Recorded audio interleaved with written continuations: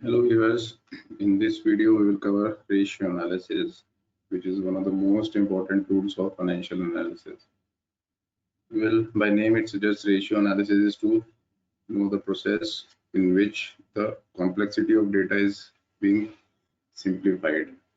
If we talk about its meaning, ratio analysis is basically the process of determining and presenting the relationship of items and group of items in the financial statements. Basic idea behind that meaning is that ratio is numerical relationship between the items and between one item and another item, and they are expressed in various forms.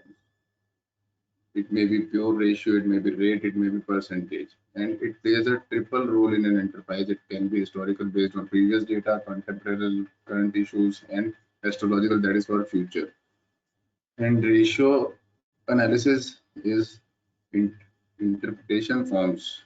That means it can be interpreted easily with the help of the different ratios which are going to be discussed in this video.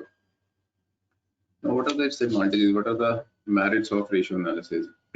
First is its assessment of financial health and operational efficiency of an entity.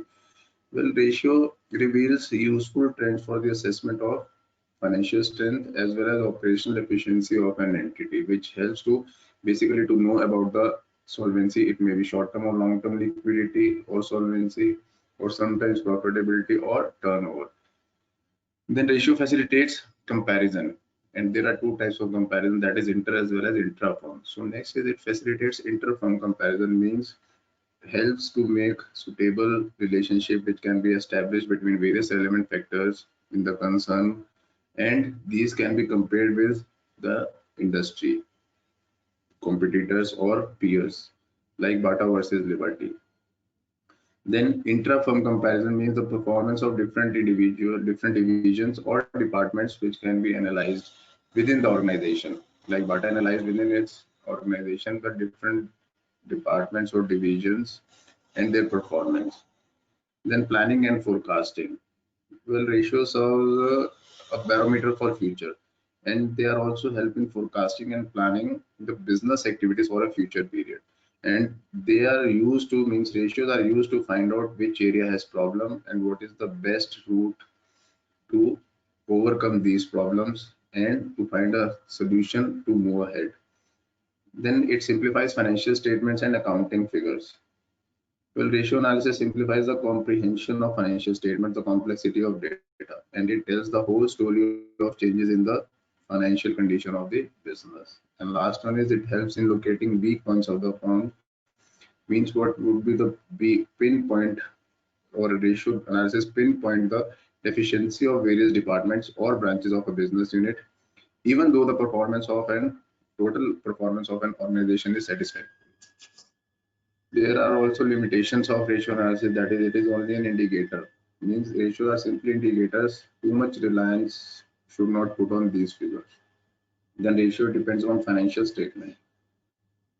Well, viewers, the base of ratio analysis in financial statements is basically the statements which are historically prepared, or whatever limitations in financial statements have, they are automatically applied to ratio analysis, where maybe different accounting policies for different years and in different terms.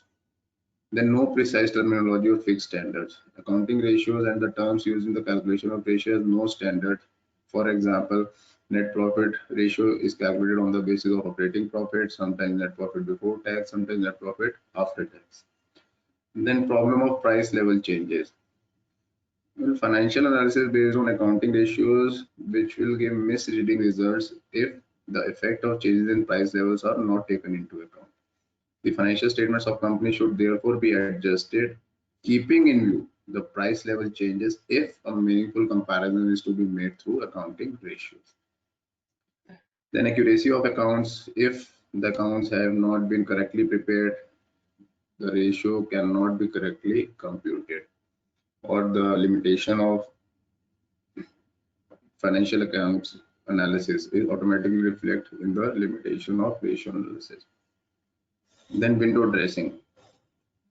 The term window dressing means manipulation of accounts in a way as to be conceal vital facts and present the financial statements in a way to show a better position than what actually it is, and which is generally done by many accountants which follow unethical practices.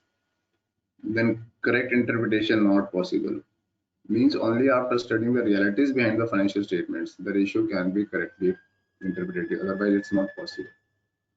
Then ratio like financial statements ignore all qualitative factors which actually has to do with the business, but these factors are purely ignored, which are important one. So like financial analysis statement or financial accounting ratio only pay emphasis on monetary factor, that is quantitative factor. And single ratio is not sufficient means it is very necessary to take into account the combined effort of various ratios so that the results are correctly interpreted regarding the financial condition and earning performance of the business. Now, most important classification of ratios. Ratios are broadly classified in three ratios, that is solvency ratios, activity ratios, and profitability ratios. Solvency ratios are further classified in short-term and solvency ratio. Well, solvency means liquidity. So this short-term solvency ratio means short-term liquidity and long-term means long-term solvency ratios. So first we will discuss short-term solvency ratios. Well, short-term solvency or liquidity ratios are used to determine the short-term position of a business enterprise. The term liquidity means the conversion of assets into cash without making much loss. And the objective is to find out the ability of a business enterprise to meet short-term liabilities. So first ratio is current ratio. And this current ratio basically expresses the relationship of current assets to current liabilities, which is also sometimes called as working capital ratio or bankers ratio. Now, current ratio formula is current assets upon current liabilities. Current assets mean those assets which can be easily convertible into cash within a year. Examples are mentioned here: cash, bank, stock, accounts receivable, bill receivable, etc. And current liabilities are those which are to be paid within a year, like accounts payable or creditors, bills payable, outstanding expenses, and etc. The next is quick ratio or liquid ratio or acid test ratio. Now, sometimes the current ratio does not really reflect the true or current liquidity position. In interpreting the current ratio, that is why it is necessary to study the composition of the current assets. Now, with the help of quick ratio, this limitation that which does not reflect the true liquidity position current ratio can be overcome. And it is in fact the measure of the instant debt paying ability of the business enterprises. So the quick ratio is to calculate to find out the measure of the quick payment or debt paying ability, that means short-term debt here, of an organization, which formula is quick assets or liquid assets divided by current liabilities. Now, liquid assets are those assets which are more easily convertible into cash than current assets, or all current assets except stock and prepaid expenses. So these two ratios are to be calculated for short-term liquidity or solvency. Well, if we talk about long-term solvency or long-term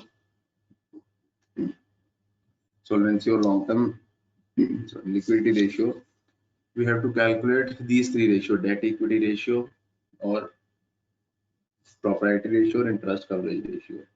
Now, these ratios show the ability of the business enterprise to survive and operate in the long run, and they indicate generally the long-term stability and fitness for future trading or running of a company. And these ratios are, first one is debt equity ratio. Now, by name, this ratio is clearly suggested the relationship between the total liabilities, which is also termed as external equities or debt, and the owner's fund or equity, which is also termed as internal equity. So its components are debt and equity. So total debt or external equities consist of all debt. That means it may be debenture, it may be bonds, it may be long-term loans. And equity here means the internal equity or owner's fund, which is basically termed as shareholder fund sometimes, or proprietary funds also. So the basic this debt equity ratio shows the contribution of funds by the outsiders with comparison to the internal, that is owners, which have a larger claim on the assets. Then this debt equity ratio is generally in Indian situation is to be kept in 2:1 mode. The next is proprietary ratio. Now, proprietary ratio is the also called ratio of net worth to total assets, which shows the extent to which the shareholder own the business, which is calculated by this formula, that is proprietary fund divided by total tangible assets. Now, proprietary fund is termed as same as equity or shareholder fund. And its total tangible assets means assets except intangible, that is goodwill or patents, etc., and all fictitious assets like preliminary expenses and profit and loss debit balance.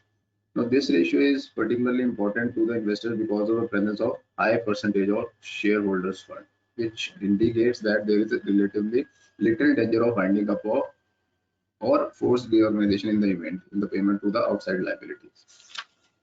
Then third is interest coverage or debt service ratio, which is basically also termed as time interest earned ratio, and it establishes a relationship between profit before interest on long-term debt and taxes, or you can say PBIT, on long-term, on basically the interest charges that is to be paid to long-term debt, so which is expressed in number of times. The objective of this ratio is to measure the debt serving capacity of a business firm in respect of fixed interest, that is interest on long-term debt, either it is debenture, bonds, mortgage loans, etc. So this ratio shows whether the firm has sufficient income to pay interest on its maturity dates or not. Then the next category is activity ratios. Activity ratios are sometimes also termed as turnover ratios, and these ratio indicates the efficiency with which the resources available of the business firms are utilized. The basis for calculation of this ratio is generally either revenue, that is sales, or cost of sales. So as a rule, activity ratios are also, as I told you, termed as turnover ratios, and these ratios are generally indicates the performance of an organization in terms of turnover. So first ratio is fixed asset turnover ratio in this turnover or activity ratios. Well, this ratio is based on the relationship between the net sales and the net fixed assets. Net fixed assets means fixed assets minus depreciation. Well, fixed assets means assets in use. Thus, an advance payment for the purchase of fixed assets is not included in the part of operating fixed assets. So this ratio discloses the efficiency of assets utilization, or it indicates the firm's ability to generate sales per rupee of investment in net fixed assets. Then second one is working capital turnover ratio. Well, working capital turnover ratio is again calculated on the net sales, or this ratio indicates the demand made on working capital in supporting the sales revenue of a business. And working capital is basically current assets minus current liability, or how much current assets are left out after paying current liabilities. Then total assets turnover ratio. Now in this instead of fixed assets, total assets are to be considered. In first ratio, only fixed assets are considered. Here the total assets except fictitious assets are to be considered. Then sometimes current assets turnover ratio is calculated, which is net sales divided by current assets. Current assets are those which are to be paid, which can be converted into cash within a year. The next one, important one, is debtors or receivable turnover ratios. Now, simply stated, this debtor turnover ratio establishes the relationship of debtors and BR to the net. BR means bill receivable to the net credit sales. So it's formula the net credit sales divided by average debtors or average accounts receivable. Then debt collection period. Now, this ratio is calculated to know in how much time the debtors or receivables can be converted into cash. It formula is months or days or weeks in a year divided by debtors turnover ratio. Then again, one of the most important ratios of turnover ratio is stock turnover ratio. Well, the speed with which a business converts in inventory into sales is an important indicator of business activity. So the management of any business enterprise must maintain adequate quantity of stock or inventory in order to continue the business as a going concern. And that is why stock turnover ratio is being calculated. which is cost of sales divided by average inventory, and average inventory is opening plus closing inventory divided by 2. Well, this ratio clearly establishes relationship between the cost of goods sold and average inventory. Or in simple way, this ratio relates the number of times the stock is turned over on an average and must be replaced during a given period of time. The next one is creditors or payables turnover ratio. Well, this ratio shows the relationship between the credit purchases and creditors or average accounts payable. It may be creditors and bills payable both. And the formula is net credit purchases divided by average accounts payable or creditors. With this ratio, we also calculate debt payment period, means in the months or days or number of days or months the debt is to be paid or the amount is to be paid to the creditors. And finally, in turnover ratio, capital turnover ratio is being calculated, which expresses the relationship between the net revenue of sales with capital employed. Remember, the term capital employed here means debt plus equity, means long-term debt as well as insiders equity, that is in equity. So here the ratio is being calculated that, or the objective is to ascertain the efficiency of the capital employed in an organization. Now the last category of ratio analysis, one of the most important, is profitability ratios. By name suggests these ratios is basically emphasis on the relating profit to the investments. Where the first is gross profit ratio. Gross profit is basically sales minus cost of goods sold. So whatever the gross profit generated by a firm without paying any taxes, without paying any interest, is termed as gross profit divided by net sales into 100. So the answer will be in percentage. So here the emphasis is on the only cost of goods sold, not on the entire profit. And that is the operating profit ratio has been calculated. Second one, that is operating profit divided by net sales into 100. So here the operating profit means gross profit, that is sales minus COGS minus all indirect expenses and subtract and added all on indirect income divided by net sales into 100. This operating profit ratio means basically the excess of gross profit over operating expenses. And the objective of this ratio is to determine the operational efficiency of the management. Then next is operating expense ratio. Operating expenses are generally all total operating expenses like admin expenses, that is administration, plus selling and distribution expenses. So operating expense ratio is basically calculated to know about the relevance of operating expense. That is operating cost, which is cost of goods sold plus operating expense plus operating expense means selling, distribution and admin expense, again divided by revenue that is sales into 100.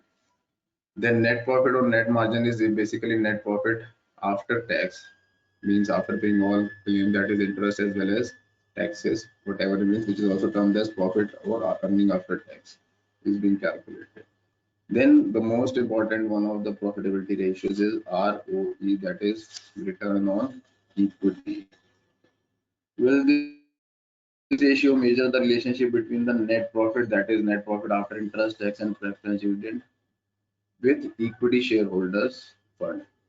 Now, in fact, equity shareholders are the real owners who bear all the risk and control of the management and entitled all profit remaining after payment of preference shareholders. Therefore, this ratio provides a real test for the utilization of equity shareholder funds. Its components are profit after tax and preference dividend divided by equity, which we have already discussed in debt equity ratio. Then ROI, which is also termed as return on capital employed. Now, return on capital employed is basic ratio of profitability, and it is calculated by establishing a relationship between the profit earned and the capital employed to earn the profit. Generally, this ratio stated in the form of percentage with a view to ascertain how much profit a firm has earned with the use of each 100 rupees of capital, and which is calculated by EBIT divided by capital employed multiplied by 100. Then EPS, that is earning per share. Earning per share is basically how much single equity share earns which formula is profit available to equity shareholder. Profit available to equity shareholder means profit which is being remained after paying interest, tax, preference, dividend, and kept aside as general reserve. So that is profit available to equity shareholder. It will be divided by the number of equity shares which are being floated by a company in the market, and its answer will be in rupees. Then price earning ratio or P ratio, which is the basic parameter or indicator for a rational investor, either to be continue with the share market, or to continue with the company in stock market, or to left out the company, or to know how much return he or she must have left. Which formula is market price per share divided by EPS multiplied by 100. Higher the PE ratio, more will be the return to the equity shareholders, and vice versa. Then second last is dividend yield ratio, dividend return ratio, which is dividend per share. Here it means equity share divided by market price per share multiplied by 100. More will be the dividend ratio, more will be the satisfactory result for equity shareholders, and vice versa. And last one is payout ratio, that is dividend per equity share divided by EPS, to know how much percentage of dividend is being paid to equity shareholders. Then sometimes individual expense ratios are calculated, like different expenses, either maybe operating expense, admin expense, selling and distribution. Means each particular asset which is to be which ratio is to be calculated can be divided by net sales and multiplied by 100 to know the relevance of that particular asset or contribution of that particular asset in profit or sales. Well friends, with this we come to an end one of the most important tools of ratio analysis.